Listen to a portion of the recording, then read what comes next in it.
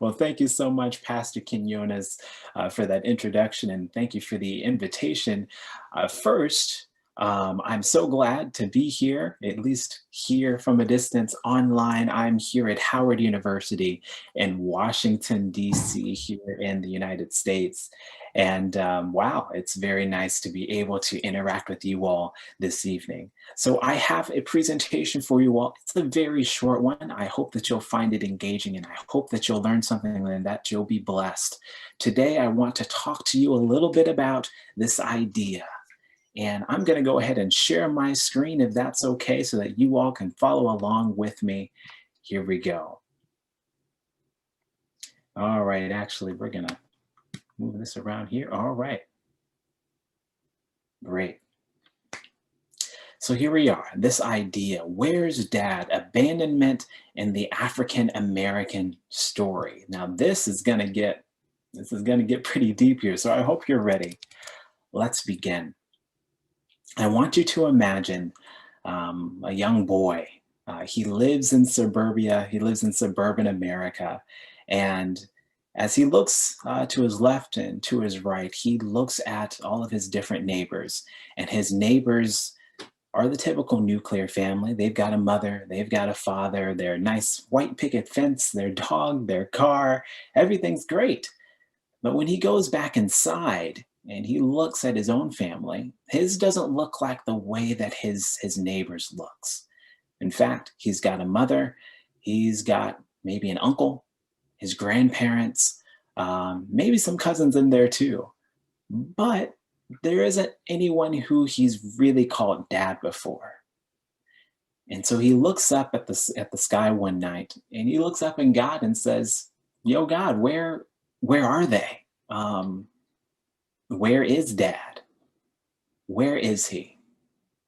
And that is the topic for today. Where's dad? Abandonment in the African American story.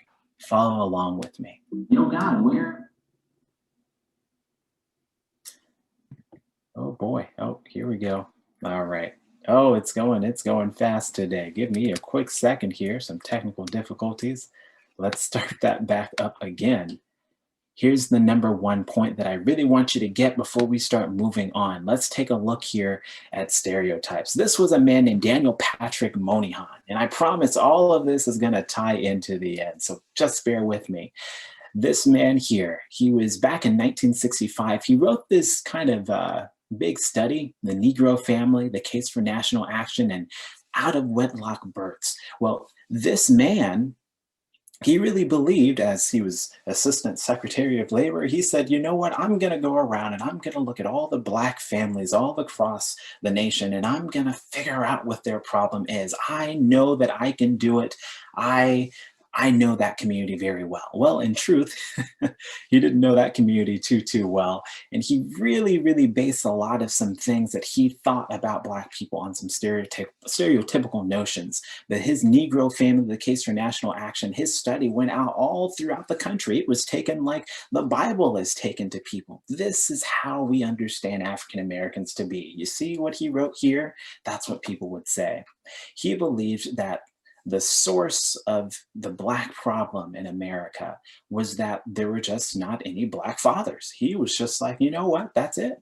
Very simplistically, that's it. I figured it out and nobody can tell me any different. But what he failed to realize was that there were some racial disparities in education, in employment, income, incarceration, all of that. He was like, you know what? None of that matters. Just the fact that they don't have fathers is the major deal here. And he totally skipped out on understanding the ways that structural racism really, unfortunately, does not benefit people of color. But there was a man that you all might recognize very well. 50 years later, or 40 years later, rather, as he's running for president, President Barack Obama, he makes a speech, and this is at an apostolic church. And he says some things that have been told about Black families for decades, just as I had just talked about. He said this, read along with me here. We need more fathers to realize that responsibility does not end at conception. We need them to realize that what makes you a man is not the ability to have a child, it's the courage to raise one. Now I'm going to pause. We're going to wait right here. I just want you to kind of soak that one in. Let's read it again one more time together. We need more fathers to realize that responsibility does not end at conception. So we're going to pause there, right there. So that means, of course, after you've had sexual relations, that doesn't just mean that, okay, you get to dip out and go. See, it sounds about right. Sure, that's great. We need more of them to realize that you've got a responsibility after that. But he also goes on to say, we need them to realize that what makes you a man is not the ability to have a child, it's the courage to raise one. Yes, that sounds great. But unfortunately, what Mr. President was kind of leaning into a little bit was this idea that African American males were all just deadbeat fathers. That is a myth, actually. Let's move on here. There is a man named Josh Lebs. He did a whole big study within actually the past 10 years or so about just fatherhood in this American capitalistic culture that we've got going on, and how if fathers would be all in, we would really see a change in our society. So here was what he said. No, most Black kids are not fatherless. That's a myth. Myth number one, most Black fathers are absent from their homes. And myth number two, Black children grow up without their fathers. Those actually, the key term here is most. So look at what's true. Most Black fathers live with their children. And 2.5 million live with their children, while 1.7 million do not, according to the CDC. So fatherlessness statistics in general are a little bit inflated. There's some things that statistics don't always tell you. So this next sentence here, children of divorced parents don't share a legal address with their parents, but they still might see those parents, or maybe the father in this case, pretty often. So blanket statement, you can't just assign these big blankets of, here, look, Black fathers are not living with their children. Well, that doesn't talk about divorce. It doesn't talk about separation. It also doesn't include those who are unmarried but are living together and are parenting children. It doesn't include any of that. A lot of people will just automatically say, oh, look, Black fathers, this is what they do. They do what they do, and then they just leave, never to be seen again. So in order to understand all of this, understand I'm a historian, I like to go a little bit back in time, and I hope that you can follow along with me. I want to also revisit that speech by Mr. President Barack Obama. He goes on to say that fathers, they have abandoned their responsibilities, acting like boys instead of men, and the foundations of our families are weaker because of it. Well, again, when he was giving that speech, it seemed like he was trying to blame every little thing, just like that man did 50 years ago, on African Americans not having a father in the household. But what you have to also remember too is that Barack Obama grew up, by the time he was 2 years old, his father was gone. But he was raised by an incredible mother and a great grandmother. And that's really the key to Obama's story. And that, sure, his father abandoned his responsibilities and left and went back to, I believe it was Kenya. But the foundation of his family was not based in this idea of a man has to lead my household. Actually, his family did very, very well. And he, of course, as we know, did well himself. So we've got to be careful about those kinds of blanket statements and assigning them to groups of people. I want to move on here to the things that they don't tell you. So number one, this is something that's pretty familiar. Studies show that children who grow up in two-parent homes perform better in school, are less likely to commit crime, and have higher future earning potential. Sure, that's great. But what they often don't tell you is the impact of depressed wages on these people, on Black families, chronic unemployment, discriminatory hiring practices, the history of mass incarceration, housing segregation, and inequality in educational opportunity. Whoa, that sounds like a lot. But let's slow that down just a little bit here. Yes, it's true, sure. Two-parent homes, you're going to do better. But What they're not telling you is that, for example, that single parent that you've got at home, maybe it's the single mother. Women make less than men, at least in the United States. That is mostly proven, and there's been strides, of course, to get there eventually. The other part, chronic unemployment. Well, of course, we're in a pandemic, so some things are different. But especially that one, it gets really, really difficult for some of these people to find jobs. Maybe they have a bachelor's degree, and maybe that's not enough, unfortunately, in this more elite America that we're living in these days. The other one, discriminatory hiring practices. This one can be interesting. For example, if my name were Devonte and I was applying for a job that was mostly white, they might look at my name and immediately write me off as somebody who can't do a good job, just based on what they think my name says. The history of mass incarceration and housing segregation, we're really going to get into, but there are so many things that are just outside that they don't tell you. But I promise you, this ties in to our point today. Let's move on here. Yes, I know it's the Sabbath, but I do want to tell you a little bit about African tradition when it comes to fatherhood. Number one, you'll probably remember the great Disney Marvel film, The Black Panther. And there's King T'Challa there in the center, Chadwick Boseman, who, by the way, I go to Howard. He went to Howard. Great moment there.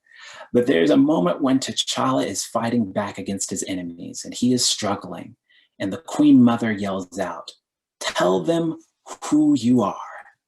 T'Challa remembers and says, "I am King T'Challa, son of King T'Chaka." He gets up and does what he needs to do. In the African tradition, I want you to go way, way back. I want you to disregard the whole slavery thing. We're going to go a little bit farther back and remember that there were kings and queens in that great continent, and they were very wealthy, and they had great a family structure and villages and great cities like Timbuktu. And I want to also tell you this story. There was a man named Mansu Musu who was coming from West Africa, but he had so much wealth that as he went on his world traverse, he stopped in Egypt for a little bit. He gave away so much money that he disrupted their entire economy. I want you to kind of delete this notion that Africans have always been struggling and that they've been poor and that they don't have cities. They're not advancing. Africa before European conquest and slavery was a very powerful, dynamic place. And the connection that those Black kings had with Black princes is something that cannot be understated. Those men were conquerors. They were strong and powerful. And there's an old African proverbs that says, and you're probably familiar with this one, it takes a village to raise a child. In fact, the biblical proverb says, train up a child in the way that he should go, so that when he grows old, he won't depart from it. It was the village's responsibility to step in there as a whole and raise these children to be great leaders. And then unfortunately, as we know, Europeans come through and Africans warring against each other and with Europeans at the same time, slavery comes in, and we have this thing called chattel slavery, which simply says that Black people were the property of their masters. They had no rights. They had nothing else. This is all going to tie in our next point. This is just a little quick history of African Americans and what I call the penal regime. Penal regime is just another way of saying the prison system. But I want you to take a quick moment and look at the faces of all of these Black males. Do they look my age? Do they look 25? Some of them could be, but some of them look like they're 10. Some look like they're 12 or even younger, 13, 14, 9, 8, 7. This is what happens after slavery. But before we get there, I want to talk a little bit about something that could be a little bit confusing for some people. There's this thing that we talked about earlier, this nuclear family. You've got your mother, you've got your father, and your uncle and your aunts, your grandparents, and that's it. But what chattel slavery does to Black people enslaved persons coming from Africa. It's something that disrupts the way that we've always done families. Instead, your father could have had you, and then you would be taken and thrust over at another different plantation, stripped away from the things that you knew, stripped away from your parents, your brothers, your sisters. So what happens when you're 10 years old and you're on a way different plantation further down the Mississippi River? Well, unfortunately, the fellow slaves around you would get together and be like, well, we're going to help raise you. And this is what we've got to do to survive. The family is totally reimagined because of the way that slavery, chattel slavery, disrupted the African lifestyle. You have to keep in mind that having a family like this, where you could have a mother and a father, was a sense of privilege. The African Americans could not have that kind of thing. They didn't have the freedom to do it. And so they are left to figure out these things for themselves. So this is the part where you start to say today, well, soon to be Dr. Phil, where are the Black fathers today? What happened? What's going on? So here's just a little piece. There's this thing called the Civil War, which I'm not going to get totally into today, but you know that that is a war between the North and the South. This is a war that's really about states' rights to have slaves. Here in the United States. Some people will stop and say states' rights, but I just want to remind you, states' rights to do what? To have slaves. And so unfortunately, once President Abraham Lincoln signs this great document, he says, here we go, you know what? Emancipation Proclamation, all the slaves go free. Now that sounds great on paper, but then President Lincoln got killed. He got shot. So then what happens then? Where's the plan? We needed a plan. And so all of them tried to get together and form some kind of plan for what to do. They opened all their books. They went and tried to talk to a bunch of different people, and they couldn't find what to do. So you have all these freed now African Americans who are celebrating, they're excited, but then they start going, okay, but what do we do now? You can imagine one brother looked at the other brother and said, so do we move? Where do we go? Can we, you know what, how about we just make our own farms? We till our own fields. We make a life for ourselves. However, those same African Americans living down there in the South had no idea of what their rights were. In fact, they still barely had rights. America was still trying to figure out if they were citizens or not.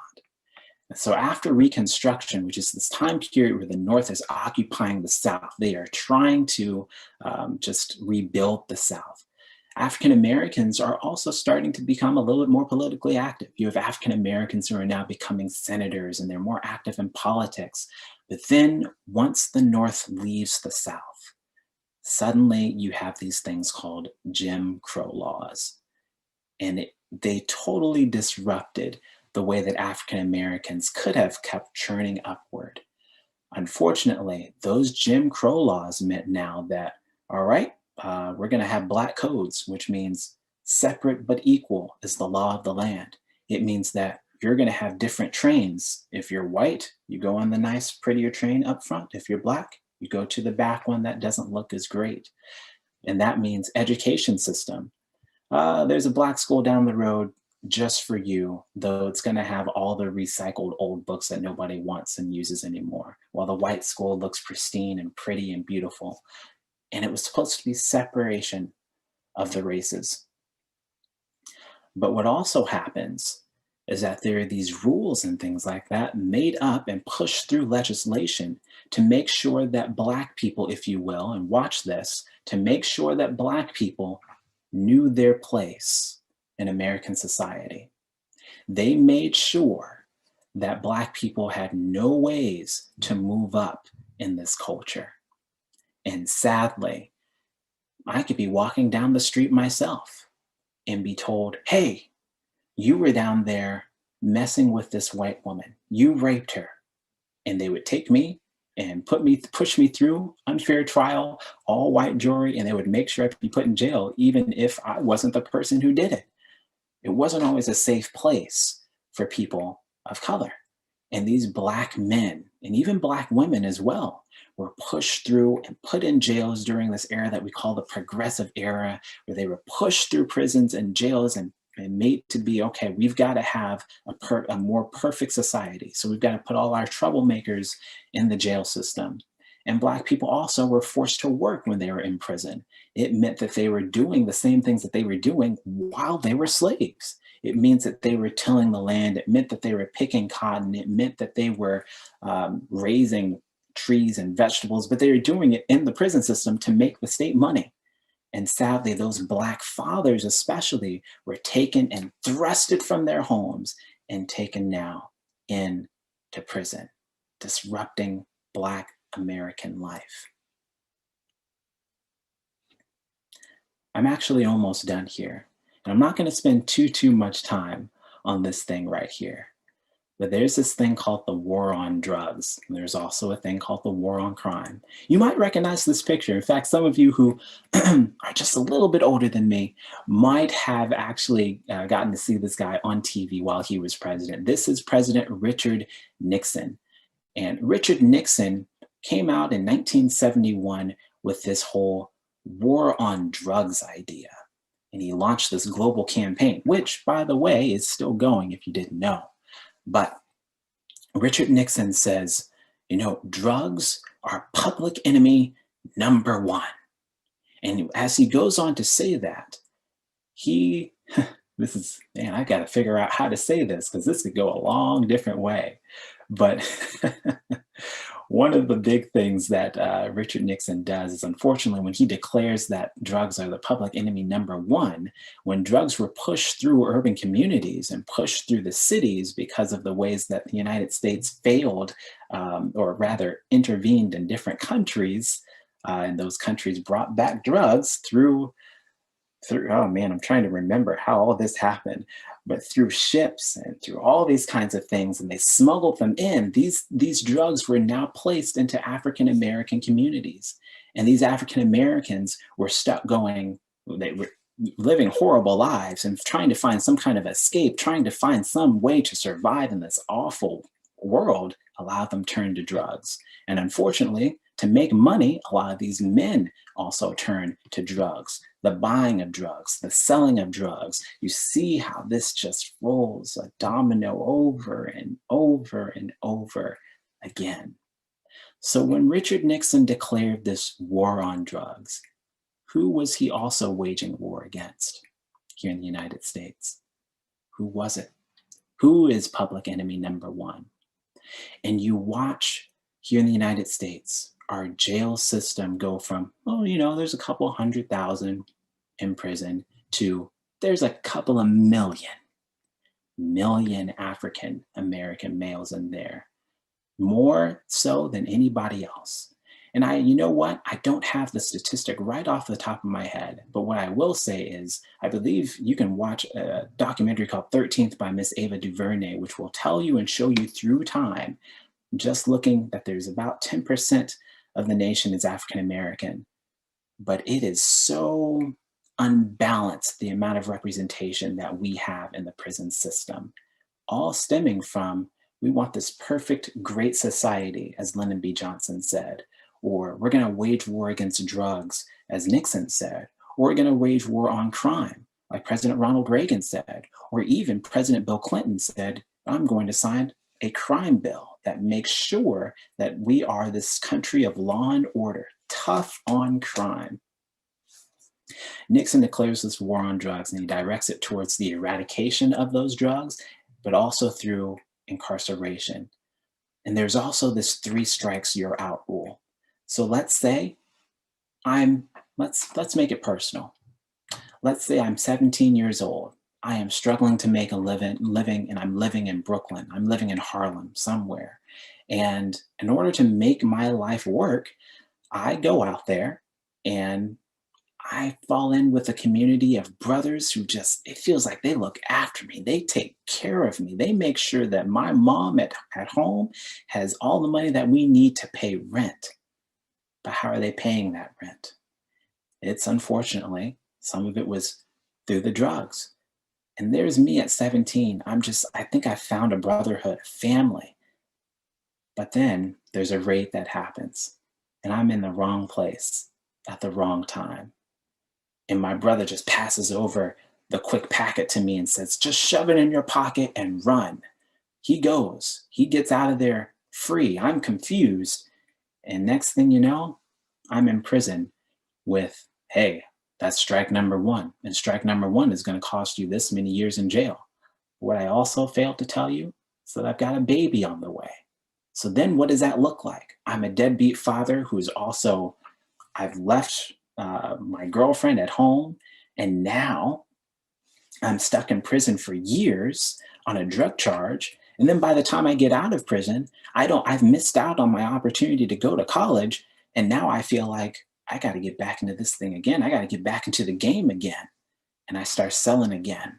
And the cycle repeats. It repeats over and over and over to us. What does this do?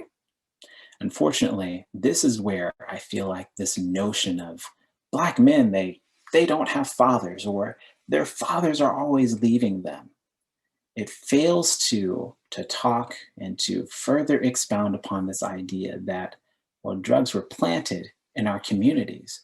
There was no resources to help us find the ways to break out of this. There wasn't even great education for us. Those kinds of things, I'm talking about the 60s, 70s, the 80s, the 90s. And believe it or not, it's still there today. We are still actually on a war against drugs, crime, and poverty. But you have to understand who that war is waged against. We're still healing. We're still recovering, but we're not yet there.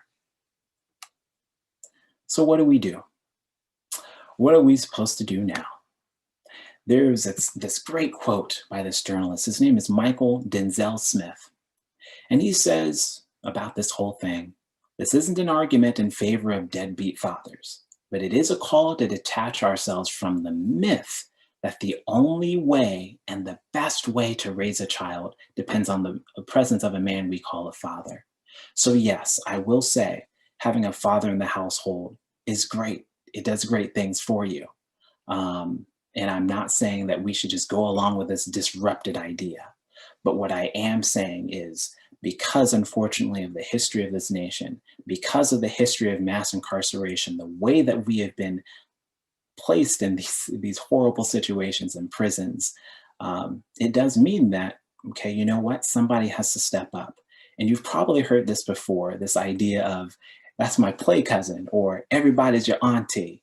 That comes from that village notion, that it takes this village to raise a child. And in this America, and in the way that we continue to struggle and fight for justice, in order to survive, we have to have men like you all who are out there listening to this today, who are willing to step up, yes, but also willing to make room for those mothers and those grandmothers out there who are holding it down there for us. I want to remind you that the civil rights movement would not have been as successful if it weren't for the grandmothers and the mothers out there, the great women outside of Rosa Parks, Fannie Lou Hamer, all these great people who decided, we've got to be there for those Black men. We've got to win civil rights for all of us, yes.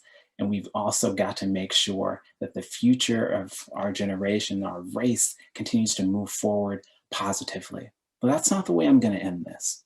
In fact, you might remember the boy from the very beginning of this presentation, the boy who looked to his left and his right and across the street and said, they've got mothers and fathers and this perfect house, but I look in mine and I don't have that main dad figure.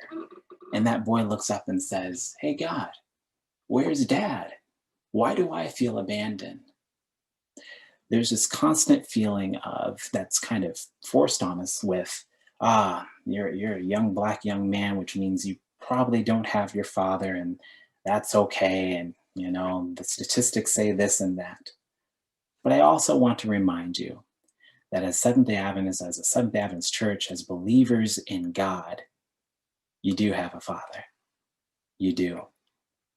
And the last story comes from the book of Exodus. And it's the story of Moses, yes. But when Moses enters into that cave, if you will, and that bush is burning, but it's not really burning. Moses is anxious. He goes, I can't do this. I don't know where my place is in all of this. And God simply says to him, I am. I am the God now. I am the God from before. I am the God forever. He says, I am the God of Abraham and Jacob. And in some spiritual way, those were Moses' spiritual ancestors. Abraham, Jacob, then we think of Moses, we think of David, then the list goes on. I want to remind you that when you think you're by yourself, the same God of Abraham, Moses, Jacob, David is your father too. He's your dad. And God affirms you when others don't. And God makes sure that you know that you are his. And he always reminds you your place in his story, in his kingdom. And I also feel like a lot of us always have to remember that there are people around us who are there looking after us. And I really want to leave you with that this isn't supposed to be a depressing presentation of where's dad, and that he's never around. So yes, history is what it is. The politics around it are what they are. But God is bigger than all of that. And there are resources out there for men who might feel that way. Where's dad? Let's remind ourselves, where's God? God is there. He's always been there. Thank you all so much. But I don't want to end there. Actually, let's do a quick prayer there. So if you'll bow your heads with me. Heavenly Father, I want to thank you so much for this opportunity here to speak to your people, to speak to your sons, your daughters. I want to thank you that we're all here today. I want to thank you that I had a 25th birthday this week. But I also want to thank you for all of those men who have stepped up, and all of those women as well, those grandmothers, those moms, those aunties, those play cousins who remind us, who you remind us through them that we're never alone. Thank you so much for this Friday. Thank you so much that it's Sabbath tomorrow. And thank you for giving us those resources when we feel abandoned. And we ask these things in your name. Amen.